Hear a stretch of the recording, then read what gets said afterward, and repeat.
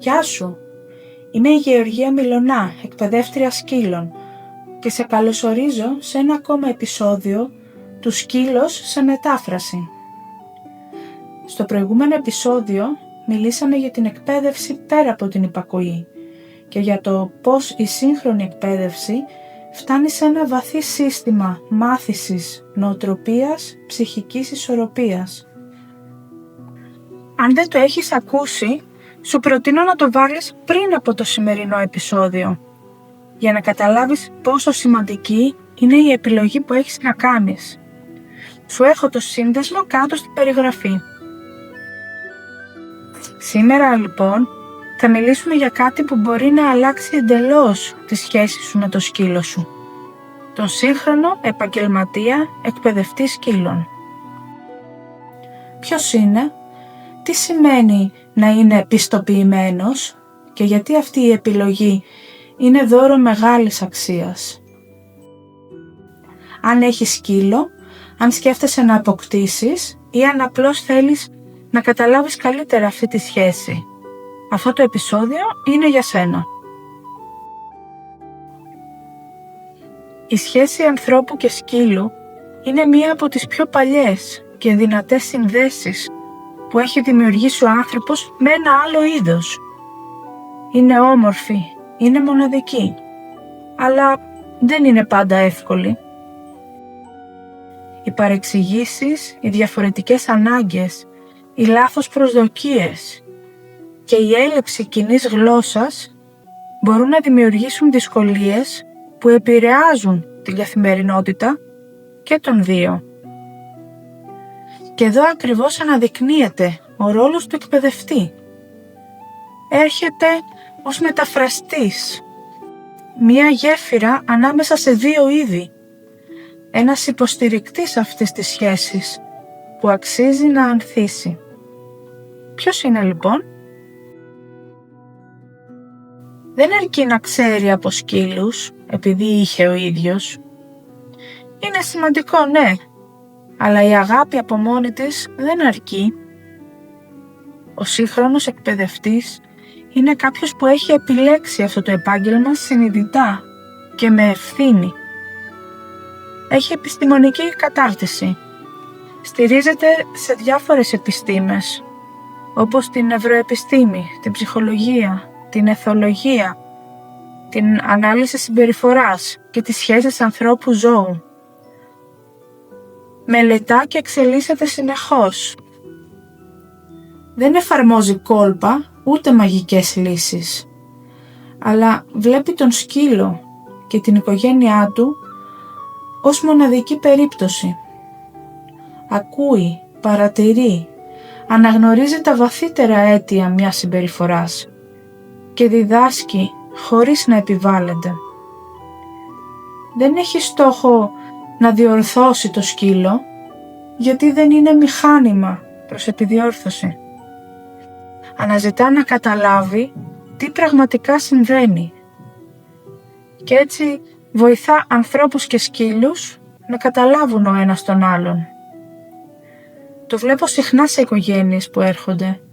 Όταν αλλάξει η οπτική του ανθρώπου, αλλάζει και ο σκύλος. Σε έναν χώρο που δεν ελέγχεται θεσμικά, η πιστοποίηση είναι μία μορφή εγγύησης. Ένα σημάδι ότι έχεις απέναντί σου κάποιον που έχει επενδύσει σε γνώση, δεοντολογία και συνεχή επιμόρφωση. Όταν εμπιστεύεσαι σε κάποιον το σκύλο σου, του εμπιστεύεσαι ένα μέλος της οικογένειάς σου. Θα τον αντιμετωπίσει με σεβασμό, ασφάλεια και φροντίδα, χωρίς βία ή πίεση. Τι μπορούμε να καταλάβουμε λοιπόν από μία πιστοποίηση? Ότι έχει αξιολογηθεί με σύγχρονα κριτήρια, ότι δεσμεύεται σε κώδικα δεοντολογίας, προστατεύει το σκύλο από πρακτικές που βασίζονται στο φόβο ή τον πόνο, προσφέρει εκπαίδευση βασισμένη σε πραγματική γνώση. Στην Ελλάδα του 2026, δυστυχώς, οποιοσδήποτε μπορεί να αυτοαποκαλείται εκπαιδευτής σκύλων. Θα μου πεις πώς γίνεται αυτό? Το κράτος ρυθμίζει νομοθετικά και κατοχυρώνει ένα επάγγελμα. Για παράδειγμα, ο γιατρός, ο δικηγόρος, ο λογιστής, ο εκπαιδευτικός. Αυτό πρακτικά σημαίνει πως έχει ορίσει σαφείς προϋποθέσεις για να μπορεί κάποιος να το ασκεί νόμιμα. Συνήθως απαιτείται ένας τίτλος σπουδών, ένα πτυχίο δηλαδή, καθορισμένη ύλη που τη γνωρίζουμε, δώσαμε εξετάσεις κτλ. Άδεια ασκήσεως επαγγέλματος και πολλές φορές εγγραφή σε κάποιο σύλλογο ή σε επιμελητήριο κτλ. Υπάρχει λοιπόν προστασία του τίτλου και δεν μπορεί ο καθένας να τον έχει χωρίς να πληρεί τις νόμιμες αυτές προϋποθέσεις. Αλλιώς υπάρχουν ποινικές κυρώσεις. Το επάγγελμα του εκπαιδευτή σκύλων δεν είναι θεσμοθετημένο από το κράτος στην Ελλάδα. Μπορεί ο καθένας να ανοίξει μία επιχείρηση και να κόβει αποδείξεις για υπηρεσίες εκπαίδευσης σκύλων. Σαν να ανοίγει κάποιος ένα περίπτερο, μια καφετέρια, κάτι. Φορολογικά είναι νόμιμος. Έχει όμως τη γνωστική επάρκεια? Κανείς δεν ξέρει. Το ίδιο ισχύει και για τους groomer σκύλων, για τα κομμωτήρια σκύλων. Και δεν συζητώ καν για τους dog walkers και pet sitters και τα λοιπά. Εκεί είναι ακόμα χειρότερα τα πράγματα. Σαν να πηγαίνεις σε έναν γιατρό που έχει αφημί, αλλά δεν έχει πτυχίο. Εσύ θα πήγαινες? Υπάρχουν λοιπόν σοβαροί λόγοι που δικαιολογούν μια κρατική ρύθμιση. Προστασία της δημόσιας ασφάλειας και πρόληψης κινδύνων. Προστασία της ευζοίας των ζώων. Προστασία του καταναλωτή και αποφυγή εξαπάτησης και άλλα. Έχουν τελικά όλα αυτά αξία για σένα που φροντίζεις ένα σκύλο? Θα έλεγα πως σε ένα τέτοιο χώρο γίνεται ακόμα πιο σημαντικό να επιλέγουμε με γνώση και κριτική σκέψη. Και ειδικά όταν η έκβαση όλου αυτού μπορεί να επηρεάσει τη ζωή σου για τα επόμενα 10 χρόνια τουλάχιστον. Η επιλογή πιστοποιημένου εκπαιδευτή έχει άμεσα αντίκτυπο στην καθημερινότητά σου. Σημαίνει ότι έχεις καθοδήγηση που αφορά και σένα, γιατί η εκπαίδευση του σκύλου είναι πρώτα εκπαίδευση του ανθρώπου. Αποφεύγεις αυθαίρετες ή επικίνδυνες συμβουλές. Μαθαίνεις να βλέπεις το σκύλο σου όχι σαν ένα πρόβλημα, αλλά σαν μια ύπαρξη που αξίζει την κατανόησή σου. Και αυτό είναι αληθινή φροντίδα. Όμως η εκπαίδευση σκύλων δεν είναι απλώς μια προσωπική υπόθεση. Αισθάνομαι πως λείπει μια σημαντική πληροφορία από την κοινωνία μας, η οποία δημιουργεί συχνά ένα φαύλο κύκλο δυσκολιών. Η εκπαίδευση σκύλων δεν είναι πολυτέλεια, ούτε εργαλείο υπακοής. Είναι μια πράξη ευθύνης, ένας τρόπος να δείξουμε σεβασμό σε ένα πλάσμα που εξαρτάται από μας και να διαμορφώσουμε μια αρμονική ζωή, αλλά και ένα βήμα προς μια κοινωνία πιο συνειδητή. Σε αυτό το πλαίσιο δημιουργήθηκε και ο Ελληνικός Σύλλογος Εκπαίδευσης και Συμπεριφοράς Σκύλων, το μοναδικό επαγγελματικό σωματείο στη χώρα μας που δεσμεύει τα μέλη του σε επιστημονικά τεκμηριωμένες μεθόδους και σε κώδικα δεοντολογίας. Και νιώθω ιδιαίτερη χαρά που μπορώ κι εγώ να συμβάλλω ως μέλος του Διοικητικού Συμβουλίου σε ένα τέτοιο εγχείρημα που στόχο έχει να φέρει μια φωτεινή αλλαγή. Αν θέλεις να βρεις κάποιον αξιόπιστο επαγγελματία, ένα καλό ξεκίνημα είναι να ψάξεις για τα παρακάτω στοιχεία. Σε ποια σχολή εκπαιδευτών φοίτησε, ποιο ήταν το πρόγραμμα σπουδών και τι διάρκεια είχε. Έτσι βλέπεις τη φιλοσοφία που ακολουθεί, τις μεθόδους και τεχνικές που χρησιμοποιεί και αν είχε τον απαραίτητο χρόνο να μάθει πραγματικά το αντικείμενο. Προσωπικά θα έψαχνα για μια σχολή με πρόγραμμα άνω των 200 ωρών, ώστε ο εκπαιδευτής να έχει πάρει μια καλή βάση γνώσης. Έπειτα, τι άλλα σεμινάρια έχει παρακολουθήσει, συνέδρια, ημερίδες.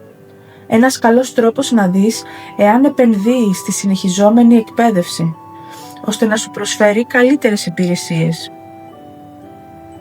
Υπάρχουν επίσης πιστοποιήσεις ή συνδρομές σε οργανισμούς.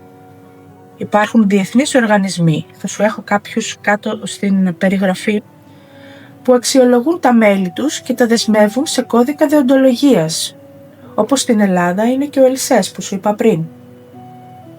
Ανήκει λοιπόν σε κάποιον. Μπες όμως στην ιστοσελίδα του εκάστοτε οργανισμού και έλεγξε στο ειδικό section εάν υπάρχει όντως το όνομα του εκπαιδευτή εκεί. Και τέλος, όπως σε όλες τις σχέσεις που δημιουργούμε, έχει σημασία ο ίδιος ο άνθρωπος και αν ταιριάζουμε μαζί του. Παρατηρούμε το πώς μας φέρεται, τον τρόπο που λειτουργεί, το πώς μεταφέρει τη γνώση του σε εμάς, το αν είναι διατεθειμένος να κάνει το καλύτερο δυνατόν για να μας βοηθήσει. Ας το κάνουμε τώρα πιο πρακτικό. Ρώτα. Μην τραπείς να ζητήσεις αποδείξεις. Ένας σωστός επαγγελματίας χαίρεται να εξηγεί. Μπορείς να ρωτήσεις. Έχετε επίσημη εκπαίδευση ή πιστοποίηση? Από ποιον φορέα? Ποιες μεθόδους χρησιμοποιείτε? Θα είμαι παρόν στην εκπαίδευση? Πώς διαχειρίζεστε έναν σκύλο με δύσκολη συμπεριφορά? Και μερικά σημάδια κινδύνου είναι οι αναφορές σε κυριαρχία, αφεντικά, εργαλεία επιβολής, διορθώσεις. Η βία δεν είναι εκπαίδευση, είναι αποτυχία επικοινωνίας. Και να ξέρεις πως είναι δικαίωμά σου να απαιτείς ποιότητα στις υπηρεσίες που λαμβάνεις. Και τώρα ήρθε η ώρα για το σπόρο αλλαγής νοοτροπίας. Αυτή τη βδομάδα σκέψου. Αν κάποιος σε βοηθούσε να μάθεις κάτι δύσκολο, να ξεπεράσεις ένα φόβο ή μία ανασφάλεια, με ποιον τρόπο θα ήθελες να γίνει? Να το κάνει με πίεση, φωνές, βιασύνη? Μήπως θα προτιμούσες να σου δώσει χώρο, χρόνο, να σε κατανοήσει καλύτερα και τον τρόπο που σκέφτεσαι και να προσαρμοστείς τις ανάγκες σου, ώστε να είναι πιο αποτελεσματικός? Θυμήσου πώς νιώθεις όταν έχεις να πας κάπου που σου αρέσει και περνάς καλά, σε αντίθεση με ένα μέρος όπου νιώθεις άβολα, νιώθεις άγχος και κυρίως σκέφτεσαι πότε θα περάσει η ώρα για να φύγεις. Σε ποιο από τα δύο θα ήσουν πιο συγκεντρωμένος και προσεκτικός? Σκέψου τώρα πως την ίδια ακριβώς επιλογή έχεις και για το σκύλο σου. Η φροντίδα δεν φαίνεται στις εντολές που εκτελεί, αλλά στο πώς νιώθει κοντά σου. Μην το ξεχνάς. Γιατί στο τέλος της ημέρας η εκπαίδευση δεν είναι για να ελέγξεις ένα σκύλο, αλλά είναι για να χτίσεις μια σχέση που αξίζει να ζεις. Αν θέλεις λοιπόν να μοιραστείς ιστορίες και εμπειρίες που έχεις ζήσει με το σκύλο σου, αλλά και αν έκανες την άσκηση και πώς ένιωσες, γράψτε μου στα σχόλια. Εάν χρειάζεσαι συμβουλευτική και εξατομικευμένο πλάνο εκπαίδευσης για το σκύλο σου, θα χαρώ να μου στείλεις ένα μήνυμα. Μέχρι την επόμενη φορά, κράτα τα μάτια και την καρδιά ανοιχτά και άκου το σκύλο σου.